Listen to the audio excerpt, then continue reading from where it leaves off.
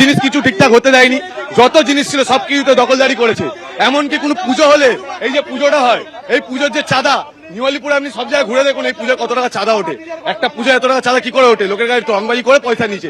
দু ভাই লোকের ঘর দোতলা করতে গেলে, ঘরের দোতলা করার জন্য ওনাকে পারমিশন নিতে হবে, ওনাকে পয়সা দিতে হবে, তাহলে দোতলা হবে। উনি কে? উনি ওনাকে বলে সবকিছু করবে নাকি? লোক বাড়িতে রং করে তার জন্য ওনাকে পারমিশন নিতে হবে কেন? আমাদের স্কুল তৈরি হয়েছে যেটা গভর্নমেন্ট থেকে করে দিয়েছে, ওখানে জুই বিশ্বাসের বোর্ড লাগিয়ে দিয়েছে। কিসের জন্য? জুই বিশ্বাস কি টাকা দিয়েছে? গভর্নমেন্ট দিয়েছে, গভর্নমেন্টের নাম হবে, জুই বিশ্বাসের নাম কেন হবে?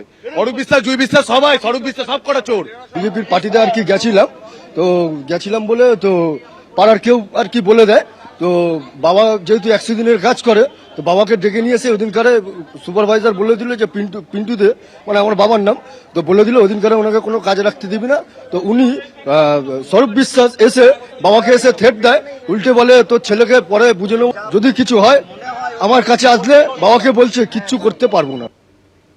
ফেডারেশনের প্রাক্তন সভাপতি স্বরূপ বিশ্বাসকে গ্রেফতার করার পরই ক্ষোভে ফেটে পড়েন বিজেপি কর্মীরা এবং স্থানীয়রা।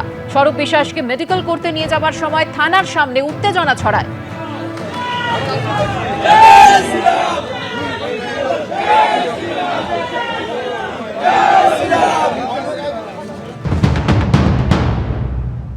ভালো ভালো কাজ করেছে স্বরূপ বিশ্বাস, আমাদের দাদা তারক ব্যানার্জি মহাশয়কে ঘরে ঢুকে মেরেছে, এত ভালো ভালো কাজ করেছে, সেই জন্য ওনার জন্য আমি গিফট নিয়েছি।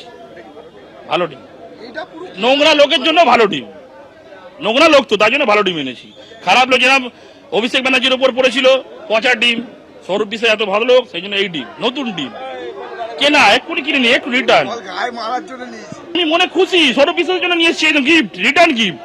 লেট এলাম, সেইটা আমার দুঃখ, মনে খুব দুঃখ আমার। ভালো ডিম, খারাপ লোকের জন্য ভালো ডিম না, না এটা তো আপনি ভালো করে জানেন। আমার এত ভাইরা আছে, ছুঁড়ে নাকে চোখে মুখে পড়তো কেন?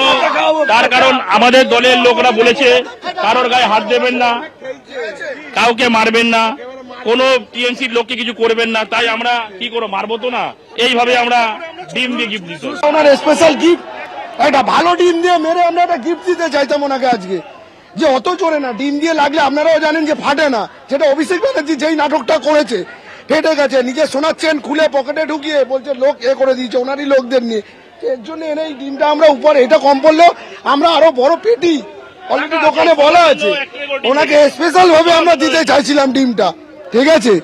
আমাদের এটা আজকে উদ্দেশ্য, কিন্তু আমরা লেট করে ফেললাম, ঠিক আছে? এটাই আমাদের অনেক মানে কষ্ট লাগছে, আজকে আমরা লেট করে ফেললাম, ওনাকে দিতে পারলাম না আমরা ভালো টিমটা।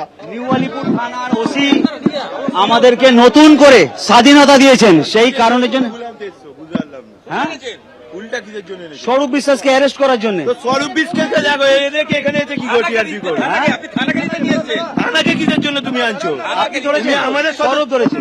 হ্যাঁ, স্বরূপকে উনি ধরেছেন। আপনি কে? স্বরূপকে? আপনি কে? আমি 81 নম্বর ছেলে, আমাকে তুমি চেনো না? আমি কি 82 নম্বরের ছেলে? তুমি তাহলে বলছো কি করে তুমি? তাহলে আপনি কে? কেন দিচ্ছ? বেরকেই করে দিল। না এখান দিয়ে তুমি জানো না তুমি ছিলে? আপনি আমি ছিলাম, আমি ছিলাম। স্বরূপ বিশ্বাসকে গ্রেফতার করার পর একেবারে তুমুল হইহট্টগোল শুরু হয়ে যায়। এটা মানুষের স্বতঃস্ফূর্ত ক্ষোভের বহিঃপ্রকাশ, বিজেপি নেতারা এমনটাই বলছেন।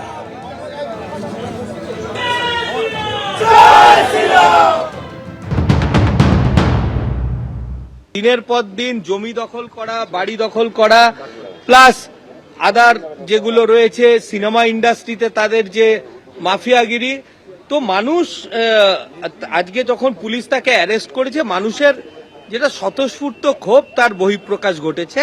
যা হয় ধর্মের কল বাতাসে নড়ে।